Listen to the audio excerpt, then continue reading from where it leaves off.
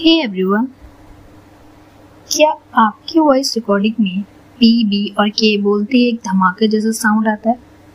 ये होता है प्लॉसिव्स, जो आपकी ऑडियो क्वालिटी बिगाड़ देता है। वॉइस रिकॉर्डिंग में जब हम बोलते टाइम हवा का झोंका सीधे माइक के सेंसर पे लगता है तो उससे प्लॉसिव्स कहते हैं।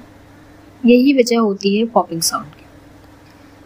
इसके लिए प्रो टिप है, अगर आपके पास पॉप अप फिल्टर नहीं है तो एक सिंपल हैक यूज करो। माइक को सीधा सामने नहीं बल्कि थोड़ा 45 डिग्री के एंगल पर रखो एंड जब माइक को टेढ़ा रखा जाता है तो हवा सीधे माइक पे लगती है।